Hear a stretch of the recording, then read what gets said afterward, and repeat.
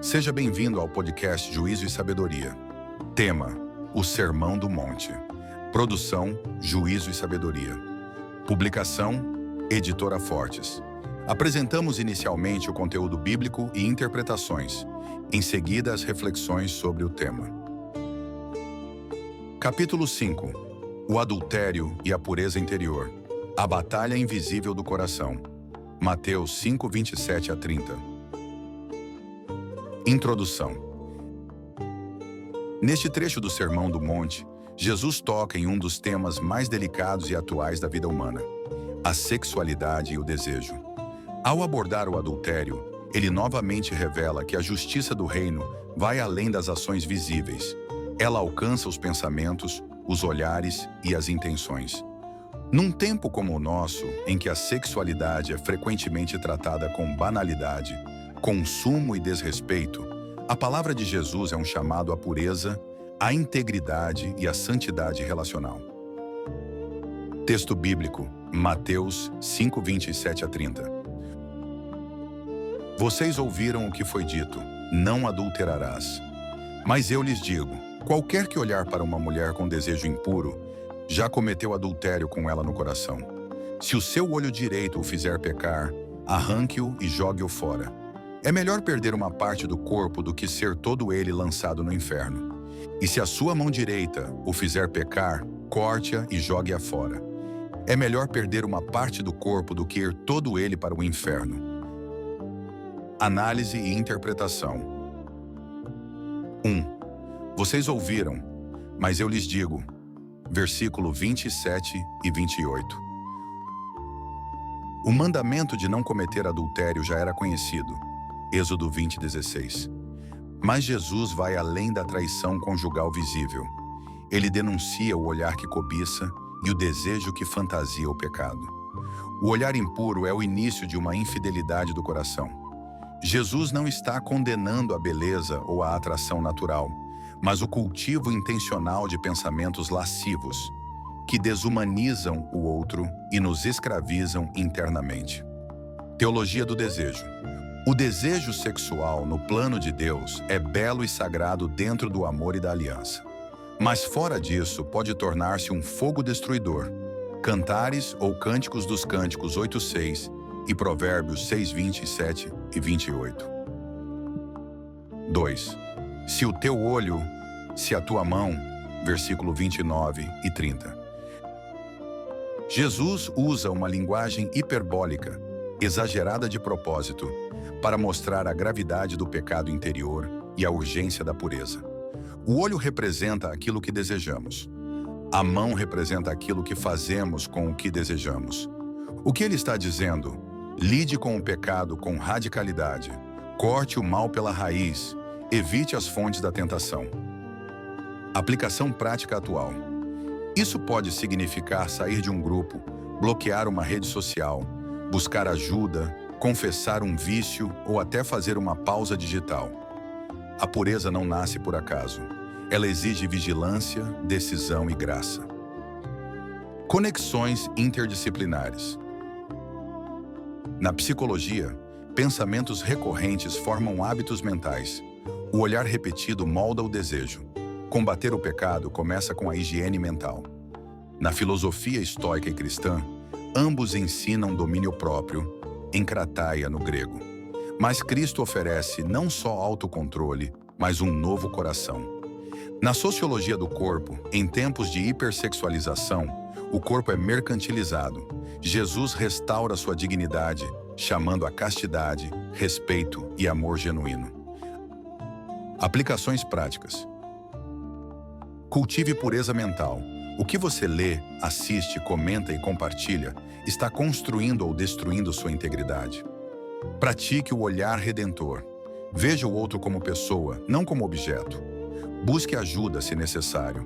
A batalha contra a pornografia e o vício sexual é real e vencível com confissão, discipulado e restauração. Lembre-se sempre, pureza não é repressão, é liberdade. Ilustração. Um mestre perguntou a seu discípulo: se você alimentar 2 leões dentro de si, um da luxúria e outro da santidade, Qual vencerá? O discípulo pensou e respondeu: aquele que eu alimentar mais. Jesus nos convida a alimentar o espírito, não a carne. Conclusão. Jesus nos chama a uma pureza que não é moralista, mas libertadora. Uma pureza que cura os relacionamentos, protege os vínculos e transforma o olhar. A sexualidade é dom de Deus. E como todo dom sagrado, precisa ser guardado com reverência. Ser puro de coração não é ser perfeito, mas é viver com transparência, arrependimento e compromisso com o que é santo. Pergunta para reflexão. Que pensamentos, olhares ou hábitos você precisa cortar hoje para viver com mais integridade diante de Deus e das pessoas?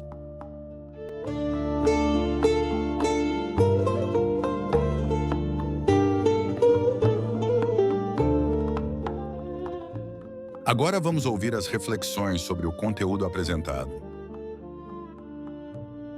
Olá, hoje a gente vai conversar sobre um trecho assim bem denso do Sermão da Montanha, Mateus 5, versículos 27 a 30. A gente tem uma análise aqui que se aprofunda nesses versículos, falando sobre adultério e, mais importante talvez, sobre pureza interior. A ideia é ir além daquele não adulterarás que todo mundo conhece e tentar entender o que Jesus queria dizer sobre o coração, sabe? Sobre as intenções. O texto base é direto, né? Vocês ouviram o que foi dito, não adulterarás, mas eu lhes digo. Qualquer que olhar para uma mulher com desejo impuro, já cometeu adultério com ela no coração. Uau! Parece que Jesus puxa bastante a régua para cima aqui. Sim, e isso é algo bem constante nos ensinos dele, segundo a análise que a gente está vendo, é mover o foco, sabe? Da ação externa, do que se vê, para a motivação interna, para o invisível. Não é só sobre o ato físico em si. A fonte até chama isso de, batalha invisível do coração. É ir na raiz do problema. Na raiz. Isso. Que nesse caso começa ali no olhar, naquele desejo que a pessoa cultiva, sabe?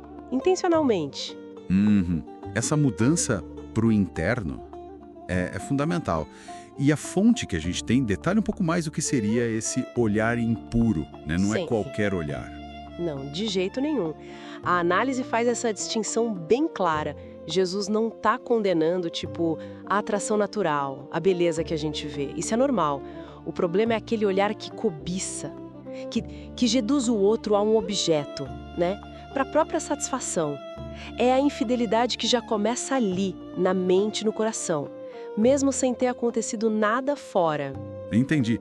E isso se conecta com algo maior? A fonte fala sobre a teologia do desejo, certo? Exatamente. É fascinante essa conexão. O desejo, quando está dentro do plano de Deus, a fonte menciona o casamento, né, como esse espaço é algo bom, sagrado. Agora, fora disso, ou quando é distorcido pela cobiça, aí vira um fogo. A fonte usa a expressão fogo destruidor, citando outras partes da Bíblia. Um fogo destruidor? É, e tem uma ponte interessante com a psicologia que a fonte traz. Como pensamentos que ficam voltando, sabe? E olhares intencionais podem, de fato, moldar nossos desejos. Vão criando hábitos mentais que depois são difíceis de quebrar. Vira um ciclo. E aí que entra aquela parte que sempre chama atenção, né? Aquela linguagem forte de Jesus sobre arrancar o olho, cortar a mão. Se o seu olho direito fizer pecar, arranque-o. Se a sua mão direita o fizer pecar, corte-a. A fonte diz que isso é uma figura de linguagem, né? Uma hipérbole. Ah, sim, com certeza. Ninguém acha que é para sair se mutilando de verdade. Mas a força da linguagem, esse exagero todo, tem um propósito muito claro.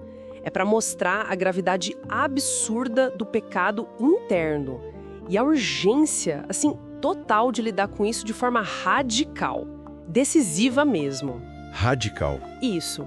O olho direito, a mão direita, que são o que a gente tem de mais valioso ou útil, eles simbolizam as fontes da tentação ou as ferramentas do pecado. O olho vê e deseja, a mão age.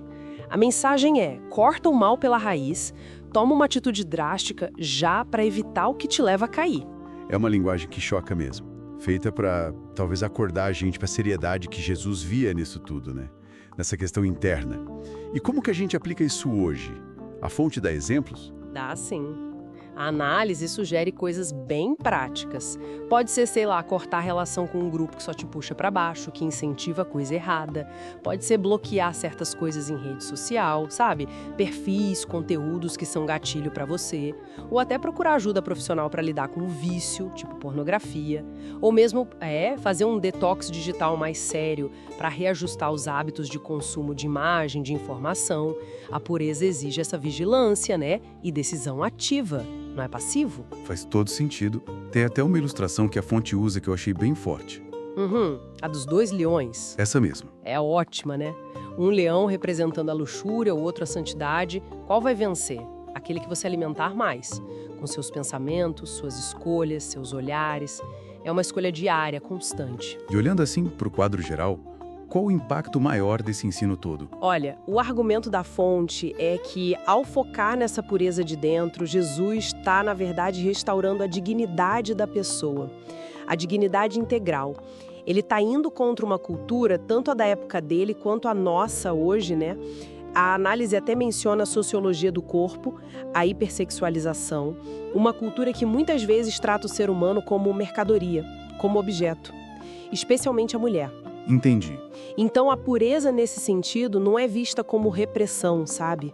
Mas como um caminho de liberdade, de proteção dos relacionamentos, da própria integridade da pessoa. É proteger algo que é valioso. Então, para a gente ir fechando, o que fica dessa análise toda? Qual o resumo da ópera? Olha, fica um chamado por uma pureza que liberta, que cura e protege. A sexualidade é vista como um presente, um dom sagrado, algo para ser tratado com reverência, com responsabilidade.